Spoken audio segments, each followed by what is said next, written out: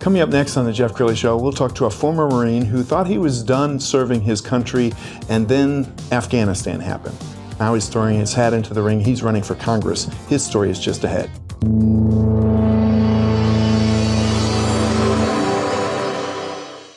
Many are predicting that the worst is yet to come, which is unfortunate, said one person here. Until now, they've enjoyed the reputation of being the nation's icebox. Watched a burglar in his home this morning by webcam. As a journalist of over 25 years, stories are what make my world turn. Reporting live from the Dallas newsroom tonight, Jeff Crilley, Fox 4 News. But in 2008, I took the jump from my familiar life and started a PR firm from my home. We're talking about anyone with a camcorder like the one I'm using becomes a television network. We started slowly growing the company, and we now have over 100 clients, and we've branched into the world of live digital broadcasting. I now own 8 different TV studios and have a huge team, and the stories that I now get to share are sometimes the most important of my life. Life has a funny way of coming around full circle. This is the Jeff Crilley Show. Well, I gotta say that running for Congress is a fairly thankless job, and even if you win, especially beating an incumbent, you go to Washington and you're on and off planes coming back to the district, and then before you know it, you're running again. It's a fairly thankless job that not a lot of people would want to sign up for, but my next guest has a very good reason for signing up for it. Justin D. Webb, he is running for the 32nd Congressional District. Thanks for coming on the show. Thanks, Jeff. Appreciate it. Thanks for having me. All right, we're gonna get to your reasons for running in a second, but let's start with your childhood. Where'd you grow up? Yeah, so 7th generation Texan. I was born in Texarkana, graduated high school down in Tyler, and after I graduated high school, really didn't have a plan for my life, so kind of looked around and did the most logical thing, and joined the United States Marine Corps. Okay, so what happens September 11th? Were you already serving? Yeah, so I actually went to boot camp in January of 2001. I was finishing up my military occupational specialty school in Fort Leonard, Missouri, when the plane struck the towers. Got shipped out to my first unit shortly thereafter.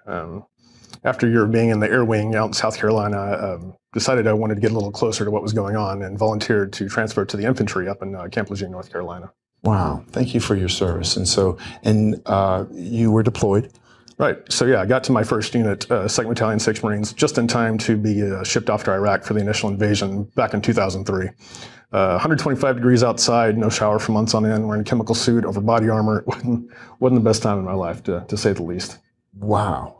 So then you get back and you go to SMU.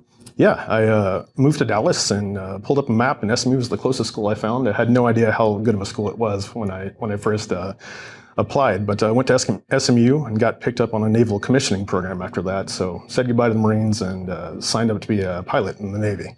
Wow, and he's an overachiever because you didn't just go for 1 degree, you went for three degrees. Yeah, I tell my friends I triple majored in basket weaving. I majored in physics, philosophy, and anthropology. But because I had to be in OCS by September, I actually ended up a few hours short of finishing my physics degree. So I have degrees in anthropology and philosophy. Okay, so tell us about your business career. So I did another tour in the Navy in Afghanistan, 2012, 13, 14. Came back, went to Tulane this time for my MBA and Masters of Finance, just to broaden my network. And plus, if you have the chance to go to New Orleans every weekend, you kind of take it. Sure. So decided I wanted to be in finance while I was in Afghanistan. And after getting my degrees, I started working here. Some guys I knew in the Navy worked at Ameriprise and suggested that if I wanted to start in the financial industry, that was a good place to start. So I started Ameriprise, got my licenses there, moved on to become a junior partner in a broker-dealer here in town, worked for Highland Capital, Wentworth, and now I work as an investment banker at EBB Group up in Frisco. I want to talk about your better half because you have one of the best wedding photos I've ever seen. Tell us about this wedding photo. Yeah, so if you're not familiar with New Orleans, they have a tradition called the second line, where basically a jazz band parades you from your wedding reception from the ceremony to the reception. So we got married at the Ritz-Carlton there in downtown New Orleans in the French Quarter, and we had our second line parade right down Bourbon Street. It was in February, it's in the middle of the Olympics in 2018. And so everybody was inside watching the Olympics. So here I come strutting through in my dress white. My wife's in her long, beautiful white gown. Everybody comes out, starts chanting USA, USA. I don't have Snapchat because I think I'm too old to have Snapchat. But I'm told we were actually the national Snapchat story of the day. No kidding. What's your bride's name? Jessie. Okay. How long have you been married? It'll be 4 years in February. Congratulations. Okay. What qualities do you admire in your wife? That she's in almost every way the exact opposite of me. She's she's methodical, she's intelligent. Not that I'm not, but she really is kind of my better half in every sense of the word.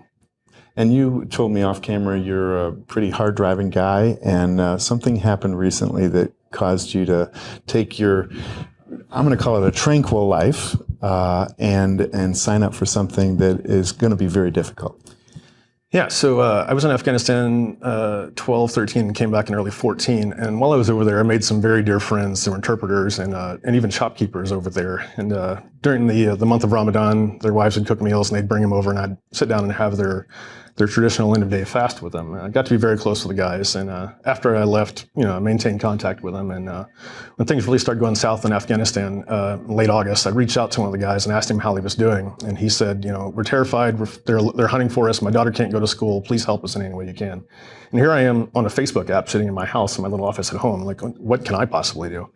But I've made a few friends over the years, friends in politics, in the military, and so I started reaching out, and I got connected to, it's called Digital Dunkirk. So it's basically a large Slack group full of veterans, agents from agencies that don't like to be named, and non-government organizations, so we're helping to smuggle people out of Afghanistan. Wow. So I spent 10 days, not more than an hour or two of sleep at a time because of the time difference over there, trying to get these guys onto the base and making sure their families were safe. And by the way, this was 3 men, 3 women, one of whom was pregnant, and 10 children that we're trying to smuggle through this sea of hundreds of thousands of Afghans that all should have been evacuated. Yes. And so while working on that, we actually did manage to get them out. They're on their way here to North Texas, and I'm working with Refugee Services of Texas to help them get resettled, working on homes for them, education, jobs, and all of that. I realized how much more effective a small population of motivated individuals can do, and how much they can do more effectively than the U.S. government was. This group of people did far more to get people smuggled out of Afghanistan than the federal government ever did. And I kind of thought across the board, in everything from Hurricane Katrina, the first people in there weren't FEMA. It was, individuals going there and helping their communities.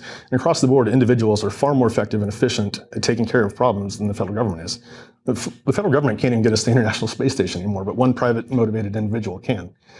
So my motivation for wanting to run for Congress, I sat down, I thought about it and prayed about it. What can I do? I don't want this to ever happen again, like it happened in Saigon, like it happened in 2011, 2019 when we pulled out of Iraq. What can I possibly do as one individual to do this? Well, the answer came to me that the most effective way to take down a machine like this is from the inside. So I thought about it and prayed about it and really felt called, just like I initially did back in the Marine Corps, to go and do something about it. So that's when I reached out to some friends and announced that I wanted to run for U.S. Congress. Okay, when you talked to your bride about this, what was her reaction? She was a healthy dose of skepticism, I would say. She, again, we don't come from a political background. We've never been political. We just armchair quarterback like the rest of the country does. And as always, she says, you know what? I support you. I knew we were getting married as marrying somebody ambitious. I didn't know where it was going to go, but this doesn't surprise me at all. She's like, I'm here to support you in anything you do. So I want the voters to get to know you. What do you stand for? Freedom more than anything. Individual liberties across the board. I mean, everything from where your kid wants to go to school to your health care, what you do with your body, just freedom across the board. I don't want the government involved in anything that I do or anything that you do or anything between us. Not in our business, not in our personal lives, anything. You're running against an incumbent, Colin Allred. He's been there for 4 years, is that right? Correct. Okay. It's not going to be easy, but it sounds like you've never taken the easy road. No. So yeah, that's why I picked the Marines initially. The easy route's never been the way I've liked to take, the route I've liked to take. It's not going to be easy, but the Democrats are for larger government. They want the government involved in every single thing that you do, and it has to stop somewhere, and it has to stop here in Texas. We're the last bastion of freedom in the country, and we have to keep Texas free. We only have about a minute left. Tell the voter why they should vote for you. There's nothing more I want for you, the voter, to be able to make your own decisions in life, make your own choices, and keep the government as far away from you as humanly possible. I've been joking with my friends that, when I get to Congress, I'm going to put a sign on the back of my office that says, I'm here to break things, and that's the end of it. Wow. Well, thank you so much for coming on the show and telling us your story. We're going to end with the website, which is webbfortexas.com. Justin D. Webb, thank you so much for coming on the show. Thanks, Jeff. You bet. And that's it for now. We'll see you next time.